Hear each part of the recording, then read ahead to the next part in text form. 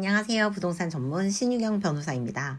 토지거래 허가제에 대해 핵심만 빠르게 알아보고자 합니다. 토지거래 허가제란 명칭 그대로 토지를 거래할 때 허가를 받으라는 것입니다. 최근 정부에서 서울시 전역을 토지거래 허가구역으로 지정하면서 화제가 되었습니다. 토지거래 허가제에 대해 대표적으로 궁금해하실 만한 점을 설명드리고자 합니다. 첫 번째로 토지거래 허가제는 매매, 교환, 증여, 신탁, 5년 초과의 임대차, 분양권 전매 등의 거래 행위가 허가 대상이 됩니다. 반드시 계약 체결 전에 허가를 받아야 합니다. 그리고 토지거래 허가는 국토교통부 장관, 시도지사, 시장, 군수구청장에게 허가를 받아야 합니다. 그리고 허가 신청 시 심사 기준은 신청인이 토지를 실수요 목적으로 이용하여야 하고 이용 계획이 허가구역 지정 목적에 반하지 않아야 하며 적정한 거래 조건을 갖춰야 한다는 것입니다. 토지거래 허가구역으로 지정된 경우 허가를 받지 않고 거래하는 경우에는 거래 자체가 무효가 됩니다. 그리고 부동산 거래 신고 등에 관한 법률에 따라 허가를 받지 않고 거래한 경우 외에 속임수 등으로 허가를 받은 경우에도 2년 이하의 징역 또는 계약 체결 당시의 개별 공시지가에 따른 토지 가격의 100분의 30에 해당하는 벌금을 납부하여야 할 수 있습니다. 허가받지 않았을 때의 제재가 강하기 때문에 토지거래 허가구역 내에서는 반드시 허가를 받은 후에 계약을 체결하여야 합니다.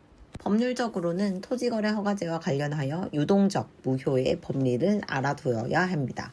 간단하게 설명드리자면 토지거래 허가를 받기 전까지는 계약의 효력이 발생하지 않고 토지거래 허가를 받는 경우에는 소급하여 계약의 효력이 유효가 되고 허가를 받지 못하는 경우에는 무효가 확정되는 계약의 상태를 유동적 무효라는 용어로 지칭하는 것입니다. 이처럼 토지 거래 허가 구역 내 계약에 대해서는 유동적 무효의 상태에 있기 때문에 일반적인 계약과는 다른 법률적 효과가 적용됩니다.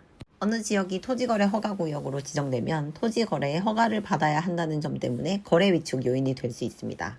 특히 그 조건이 거래 부동산에 실거주하여야 한다는 점과 실무적으로는 허가 신청을 위해 이용계획서, 자금조달 계획서 등을 구체적으로 제출하여야 하기 때문에 이러한 점에 거래의 제한사항으로 작용할 수 있는 것입니다. 거래가 제한됨에 따라 거래 유동성 자체도 저하될 수 있습니다. 또한 앞서 말씀드렸던 유동적 무효의 법리가 적용되기에 일반적인 계약과 다른 법리가 적용됩니다. 허가 전까지는 계약의 효력이 발생하지 않고 따라서 계약 내용에 따른 권리 등을 주장하거나 의무 이행을 청구할 수도 없습니다. 또한 협력 의무를 법적으로 강제할 수 있다는 점이 일반 계약과는 다릅니다. 계약금에 대해서는 이미 지급된 계약금을 부당이득으로 반환 청구할 수는 없고 허가가 되지 않아 무효가 되는 경우에 반환을 청구할 수 있게 됩니다. 토지거래 허가제를 이해하시는 데 도움이 되셨기를 바랍니다. 감사합니다. 부동산 전문 신유경 변호사였습니다.